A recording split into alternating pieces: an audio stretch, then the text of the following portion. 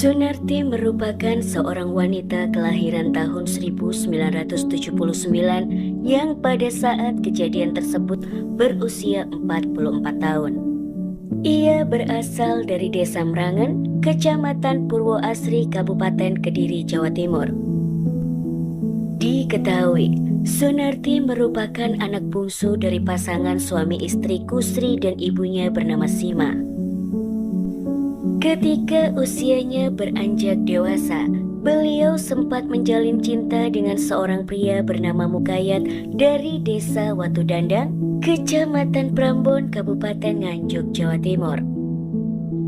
Tidak lama setelah menjalin kasih dengan sang kekasih, Sunarti dan Mukayat yang sudah yakin dengan hubungan cinta mereka memutuskan untuk melanjutkan ke jenjang yang lebih serius, yakni pernikahan. Semenjak saat itulah, Sunarti resmi menyandang status sebagai seorang istri sekaligus ibu rumah tangga yang mengabdi untuk keluarga kecilnya. Guna menunjang kehidupan sehari-harinya, Sunarti bersama dengan sang suami lalu merintis sebuah usaha di bidang konstruksi bangunan, khususnya pembuatan kanopi. Singkat cerita, atau tepatnya pada tahun 2018, pasangan suami istri tersebut dikaruniai 2 orang anak perempuan yang sangat cantik, buah cinta dari keduanya.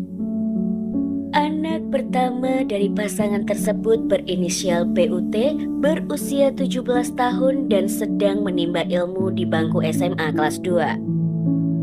Sedangkan si bungsu berinisial SEF masih berusia 8 tahun dan merupakan siswi kelas 2 SD. Nah guys, setelah mengarungi biduk rumah tangga selama hampir 20 tahun, kehidupan Sunarti bersama dengan sang suami jauh lebih baik dari tahun-tahun sebelumnya. Bisnis Mukayat di bidang konstruksi juga berkembang dengan pesat dan pastinya membuat perekonomian keluarga tersebut menjadi semakin mapan. Sepasang suami istri dan kedua buah hatinya menjalani hari-hari mereka dengan hidup serba berkecukupan dan tinggal di sebuah kawasan perumahan Taman Wisata Tropodo, Kecamatan Waru, Kabupaten Sidoarjo, Jawa Timur. Sementara itu guys, di mata keluarganya, Sunarti dikenal sebagai seorang istri sekaligus ibu yang baik, patuh terhadap suami, pandai membawa diri, dan sangat menyayangi keluarga kecilnya. Selain itu, beliau juga dikenal sebagai sosok pribadi yang memiliki banyak teman serta dermawan. Keadaan ekonomi keluarganya yang sudah mapan tidak lantas membuatnya menjadi pribadi yang sombong dan arogan. Beliau justru suka menolong orang-orang di sekitarnya yang sedang kesusahan. Pernyataan tersebut juga dikuatkan oleh beberapa tetangganya yang ada di kota kelahiran beliau.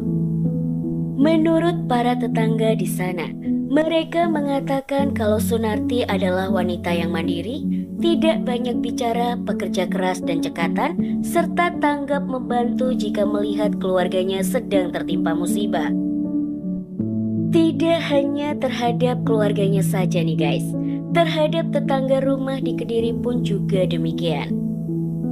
Dalam kehidupan sehari-harinya, Sunarti senantiasa melayani keluarganya dengan baik dan tidak pernah keluyuran di luar rumah.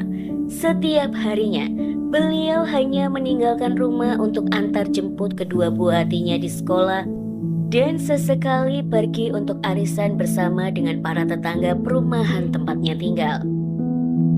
Dalam kehidupan rumah tangganya, Sunarti bersama sang suami juga terlihat sangat rukun dan adem ayem saja. Pasangan suami istri ini juga nyaris tidak pernah terlibat pertengkaran besar meskipun telah hampir 20 tahun membangun biduk rumah tangga.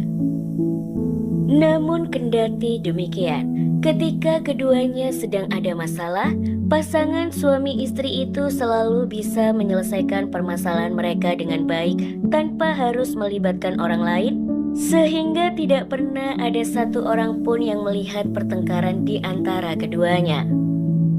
Singkat cerita nih guys, Dalam beberapa bulan terakhir sebelum tragedi berdarah yang menimpa Sunarti, sang suami yakni Mukayat merasa kalau istrinya terlihat cukup mencurigakan. Perasaan Mukayat mengatakan jika sang istri seperti sedang menjalin hubungan asmara dengan pria lain, sehingga untuk membuktikan kebenarannya, beliau meminta tolong kepada tetangganya yang bernama Nurholik untuk mengawasi serta memata-matai sang istri. Nah guys, Nurholik sendiri merupakan seorang pria berusia 43 tahun dan berasal dari desa Tertek, Kecamatan Pare, Kabupaten Kediri, Jawa Timur. Ia telah menikah dan memiliki seorang istri yang bernama Lasmiati. Rumah tangga Nurholik bersama dengan sang istri berjalan dengan baik serta harmonis dan keduanya telah dikaruniai seorang anak. Ia bersama dengan istrinya juga sudah lama menetap di Sidoarjo dan tinggal di dekat rumah dari Mukayat. Setiap harinya nih guys, Nurholik bekerja sebagai pedagang nasi goreng guna memenuhi kebutuhan hidupnya bersama dengan sang keluarga. Selain itu guys, ia juga kerap kali membantu pekerjaan Mukayat jika tetangganya itu sedang memerlukan karyawan tambahan untuk mengerjakan proyek-proyeknya. Dikarenakan sering bertemu dan ngobrol setiap hari, Mukayat dan Nurholik jadi semakin akrab sehingga hubungan mereka sudah seperti dua orang sahabat dekat, nyaris seperti keluarga sendiri. Meskipun dari segi finansial Mukayat jauh lebih mapan dibandingkan dengan Nurholik, namun Mukayat selalu menghormati tetangga sekaligus sahabatnya tersebut, dikarenakan Nurholik sering memberikan amalan-amalan doa. Tidak hanya itu saja guys, pengusaha konstruksi tersebut juga menjadikan Nurholik sebagai orang kepercayaannya. Saat Nurholik dimintai tolong oleh Mukayat, pria tersebut pun dengan senang hati membantu sehingga semenjak saat itu, Nurholik sering menemani dan mengikuti Sunarti kemanapun wanita itu pergi. Pada hari Rabu 16 Mei tahun 2018, Sunarti berpamitan kepada suaminya untuk pergi ke Kabupaten Nganjuk. Wanita parubaya itu beralasan menjenguk sang mertua dan mengantarkannya untuk pergi check up ke dokter. Mendengar penjelasan dari sang istri, Mukayat pun mengizinkan istrinya untuk pergi dan berpesan agar segera pulang ke rumah jikalau urusannya di sana telah selesai. Setelah mendapatkan restu dari sang suami, Sunarti lalu pergi meninggalkan rumah dengan mengemudikan mobil Nissan X-Trail seorang diri. Setelah menempuh perjalanan selama beberapa jam, akhirnya Sunarti tiba di kediaman sang mertua dan segera mengantarkan ibu mertuanya untuk check up ke rumah sakit. Tidak lama setelah semua urusan di rumah mertuanya selesai, Sunarti segera berpamitan pulang, namun saat itu ia memberitahu mertuanya kalau ia juga akan berkunjung ke rumah temannya terlebih dahulu yang kebetulan satu arah dengan arah pulang ke Sidoarjo. Masih di hari yang sama, di rumah keluarga Mukayat, beliau bersama kedua anaknya menunggu-nunggu kedatangan Sunarti yang tidak kunjung pulang hingga larut malam. Merasa khawatir, Mukayat berkali-kali mencoba untuk menghubungi istrinya guna menanyakan keberadaannya, namun panggilan itu tidak pernah mendapatkan jawaban dari Sunarti. Untuk menepis rasa cemasnya, Mukayat mencoba berpikir positif dan beranggapan kalau istrinya itu mungkin saja sedang menginap di Nganjuk. Namun hingga keesokan harinya, yakni pada hari Kamis 17 Mei, Sunarti masih belum juga kembali ataupun memberi kabar. Mukayat yang saat itu semakin gelisah lalu menceritakan kejadian tersebut kepada Nurholik. Namun ketika Mukayat belum selesai bercerita kepada Nurholik, kedua pria itu dikejutkan dengan kedatangan sejumlah aparat kepolisian di rumah tersebut. Di hadapan kedua pria tersebut, pihak berwajib memberitahukan kalau istri dari Mukayat yakni Sunarti ditemukan tidak bernyawa dan saat itu jenazahnya sudah dibawa ke Rumah Sakit Bayangkara Kediri untuk pemeriksaan lebih lanjut. Aparat kepolisian juga mengungkapkan kalau tubuh Sunarti ditemukan dengan posisi satu kaki menjulur keluar dari timbunan tanah di makam tua yang berada di Desa Togowangi, Kecamatan Plemahan, Kabupaten Kediri, Jawa Timur. Dalam penjelasan tersebut, pihak berwajib mengatakan kalau orang yang pertama kali menemukan tubuh Sunarti adalah salah satu warga setempat bernama Diono berusia 58 tahun. Menurut pengakuan dari Diono, saat itu dirinya sedang mengambil potongan bambu yang ada di makam lama tersebut, namun ketika hendak mengambil bambu itu, ia justru melihat kaki manusia yang menyembul dari tanah sehingga membuatnya segera melaporkan penemuan itu kepada perangkat desa setempat yang kemudian dilanjutkan ke Polsek Plemahan. Anggota kepolisian dari Polsek Plemahan yang mendapatkan laporan tersebut segera menuju ke TKP untuk mengamankan lokasi itu. Sesampainya di sana, setelah dilakukan penggalian terlihat tubuh tidak bernyawa itu dalam kondisi pucat dan terbujur kaku. Proses evakuasi itu sendiri menarik perhatian dari warga sekitar sehingga mereka beramai-ramai ke area pemakaman untuk menyaksikan secara langsung proses tersebut. Dari hasil pemeriksaan sementara, ditemukan adanya jeratan di leher korban.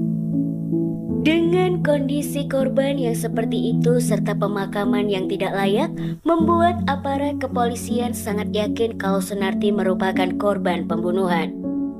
Pihak berwajib juga mengatakan kalau timnya berhasil menemukan identitas korban melalui pencocokan sidik jari yang terhubung secara online dengan data di eKTP milik korban. Setelah mengetahui identitas dari korban, aparat kepolisian sempat mendatangi rumah orang tua dari Sunarti dan dari situlah mereka mendapatkan informasi mengenai rumah Sunarti yang berada di Sidoarjo tersebut. Mendengar kabar serta penjelasan dari pihak kepolisian tentu saja membuat Mukayat merasa syok dan sedih. Beliau langsung tertunduk lesu hingga tak kuasa menahan air matanya mengetahui jika wanita yang paling dicintainya harus meninggal secara mengenaskan di tangan orang yang tidak dikenal. Beliau lalu menghubungi seluruh kerabatnya dan mengajak mereka ke Rumah Sakit Bayangkara Kediri untuk melihat serta mengurus jenazah dari sang istri. Tidak lama setelah mendengar kabar duka tersebut, beberapa saudara korban terlihat sudah berada di Rumah Sakit Bayangkara Kediri. Salah satunya adalah Supriyono, kakak kandung dari Sunarti. Ketika Mukayat tiba di rumah sakit tersebut, Supriyono terlihat sedang duduk di depan ruang jenazah sembari tertunduk lemas. Meskipun hatinya gundah gulana, Supriyono berusaha tetap tenang di hadapan sang adik ipar menunggu jenazah adik kandungnya selesai diotopsi. Sembari menunggu proses otopsi selesai dilakukan oleh tim forensik, Mukayat segera mendatangi Polres Kediri untuk memberikan keterangan serta mengurus berkas-berkas laporan mengenai kejadian yang menimpa sang istri. Kepergian Sunarti tentu saja menimbulkan luka yang begitu mendalam di hati keluarga besarnya, terlebih sang suami. Mukayat dan keluarganya tidak menyangka jika Sunarti harus meregang nyawa dengan cara yang tidak wajar, padahal korban dikenal sebagai pribadi yang sangat baik dan tidak pernah terlibat konflik dengan siapapun. Pihak keluarga juga mengatakan kalau mereka sepakat untuk tidak memberitahu kedua buah hati dari Sunarti mengenai peristiwa tragis yang menimpa ibu mereka. Supriyono yang ditunjuk sebagai juru bicara dari pihak keluarga mengatakan kepada wartawan kalau keluarga sepakat untuk memberitahu anak-anak korban jika sang ibu meninggal dunia karena kecelakaan. Hal tersebut sengaja mereka lakukan karena pihak keluarga merasa tidak tega untuk memberitahukan tentang kejadian yang sebenarnya. Masih menurut pengakuan dari pihak keluarga, 3 hari sebelum ditemukan meninggal dunia, Sunarti sempat menghubungi ibu kandungnya dan meminta dibuatkan kue apem dalam jumlah banyak. Namun siapa sangka, kue itu tidak akan pernah dinikmati oleh ibu dua anak tersebut. Simah, ibu kandung dari Sunarti, mengatakan kalau beliau merasa sangat kehilangan atas kepergian sang buah hati sehingga beliau berharap aparat kepolisian dapat menemukan pelaku pembunuhan Sunarti sesegera mungkin. Sementara itu guys, di tempat yang berbeda, tim kepolisian telah meringkus Nurholik dan segera membawanya ke Polres Kediri. Pasalnya berdasarkan hasil penyelidikan menunjukkan kalau pria parubaya itu adalah orang yang terakhir kali bersama dengan korban. Tanpa disangka-sangka, sahabat sekaligus orang kepercayaan dari Mukayat itu ditetapkan sebagai tersangka dalam kasus ini. Menurut penjelasan dari AKBP Erik Hermawan yang pada saat itu menjabat sebagai Kapolres Kediri mengatakan, kalau penetapan tersebut didasarkan pada penuturan dari 7 orang saksi yang telah diperiksa oleh tim penyidik. Tidak hanya itu saja guys, pelaku yakni Nurholik juga mengakui kalau ia telah menghabisi nyawa korban dengan cara mencekik leher Sunarti dengan menggunakan kedua tangannya. Berdasarkan hasil penyelidikan dari tim penyidik Polres Kediri, aksi pembunuhan yang dilakukan oleh Nurholik itu tidak direncanakan sebelumnya. Kepada tim penyidik, Nurholik mengaku kalau tindakan tersebut dipicu oleh kata-kata korban yang membuatnya terpancing emosi. Tidak hanya itu saja guys, Nurholik juga mengungkapkan sebuah fakta yang cukup mengejutkan bahwa dirinya telah menjalin hubungan cinta terlarang atau berselingkuh sejak 1 bulan sebelum kejadian tersebut terjadi. Namun meskipun begitu, Nurholik mengaku kalau belum pernah melakukan hubungan intim dengan Sunarti. Ia dan korban hanya sebatas bercumbu dan berpacaran seperti pasangan muda-mudi yang sedang jatuh cinta pada umumnya. Nah guys, dalam proses interogasi yang dilakukan oleh tim penyidik, Nurholik akhirnya menceritakan secara rinci bagaimana detail tragedi berdarah itu terjadi. Jadi begini ceritanya.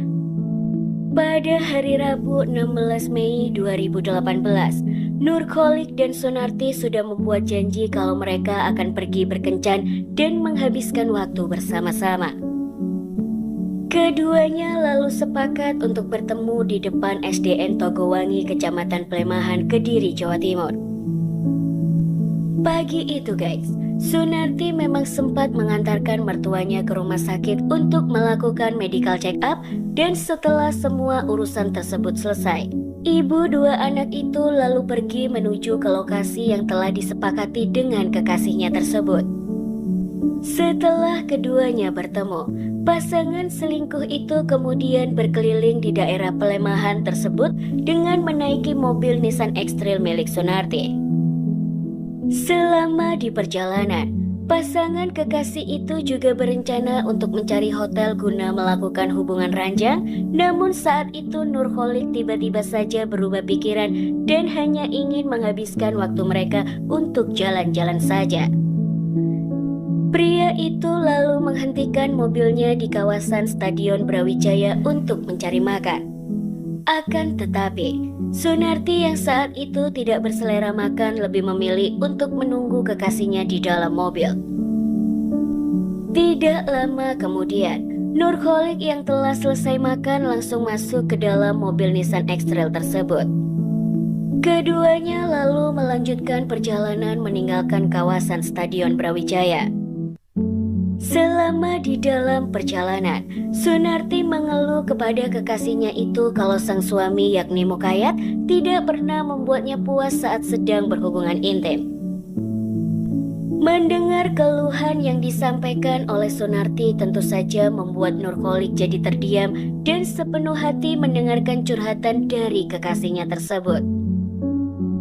Tidak lama setelah menyampaikan semua unek-uneknya, Sunarti lalu mengeluarkan bungkusan plastik kecil berisi pil warna kuning sebanyak 2 butir.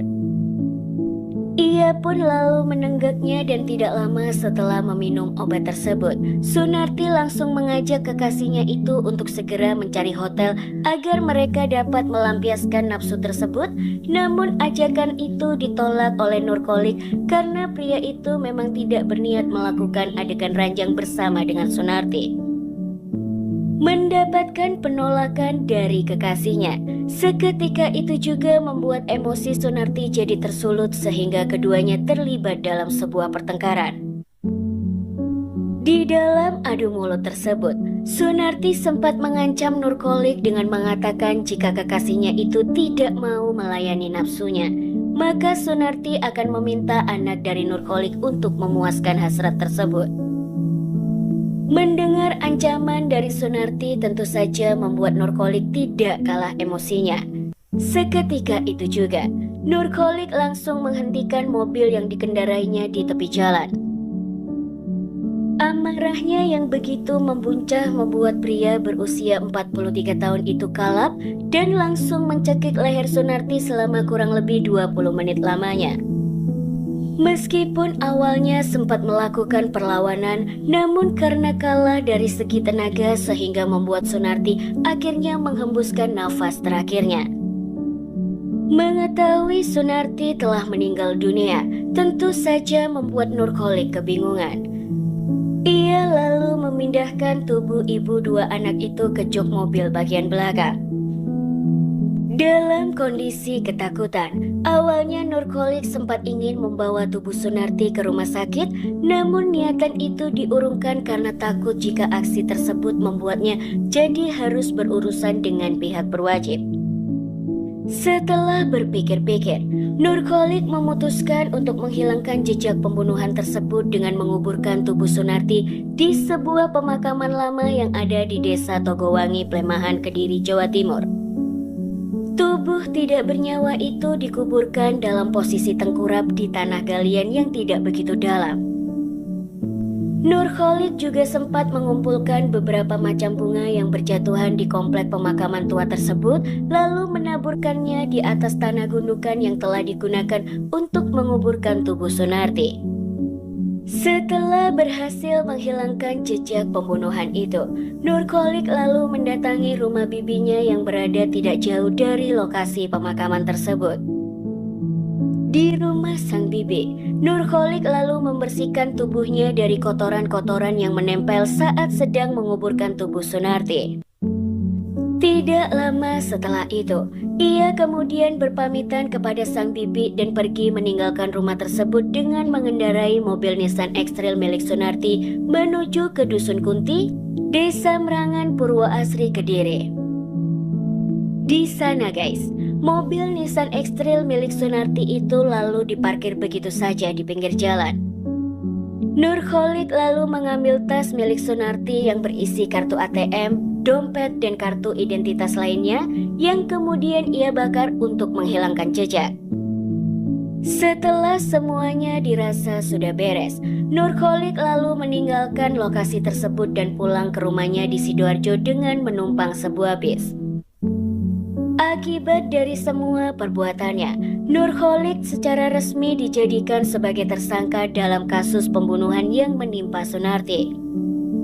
Ia dijerat dengan pasal 338 Kitab Undang-Undang Hukum Pidana tentang Pembunuhan dan pasal 340 KUHP tentang pembunuhan berencana. Sidang perdana untuk kasus ini digelar pada bulan September 2018 di Pengadilan Negeri Kediri. Saat proses persidangan itu berlangsung, Nurkolik menghadirkan istrinya dan sang bibi untuk memberikan kesaksian. Lasmiati selaku istri dari terdakwa mengatakan kalau ia kenal baik dengan korban. Bahkan Lasmiati mengetahui kalau Sunarti memang menyukai suaminya. Dalam penjelasannya, Lasmiati mengatakan kalau Sunarti juga pernah mengungkapkan perasaannya itu kepada Nurkolik serta merekamnya dalam sebuah video. Sekedar informasi aja ya guys, video itu pun turut dijadikan bukti yang meringankan di pengadilan. Selain memberikan kesaksian yang meringankan sang suami, Lasmiati juga meminta kepada hakim ketua yang memimpin persidangan tersebut untuk memberikan keringanan hukuman untuk suaminya. Pada 12 Desember 2018, hakim ketua akhirnya menjatuhkan vonis hukuman penjara selama 9 tahun terhadap Nurholik. Diketahui, putusan tersebut jauh lebih rendah dibandingkan tuntutan dari jaksa yang menuntut hukuman selama 13 tahun. Terima kasih buat teman-teman yang sudah meluangkan waktu untuk nonton video ini. Kalau menurut kalian video yang aku bahas ini bermanfaat, tolong bantu aku untuk sebarkan agar channel ini semakin berkembang tentunya. Aku juga mau memberitahukan bahwa kasus-kasus yang aku bahas ini hanyalah bagian kecil dari banyaknya kasus-kasus kriminal yang terjadi di negara yang kita cintai ini maupun di dunia. Semoga selalu ada hikmah serta pelajaran yang bisa kita petik bersama-sama. Aku juga berharap kalau kalian semua pastinya jangan sampai lupa untuk subscribe, like, komen, serta nyalakan lonceng notifikasinya agar tidak ketinggalan setiap aku upload video baru. Oke guys, sekali lagi terima kasih dan sampai jumpa di video selanjutnya. Bye-bye.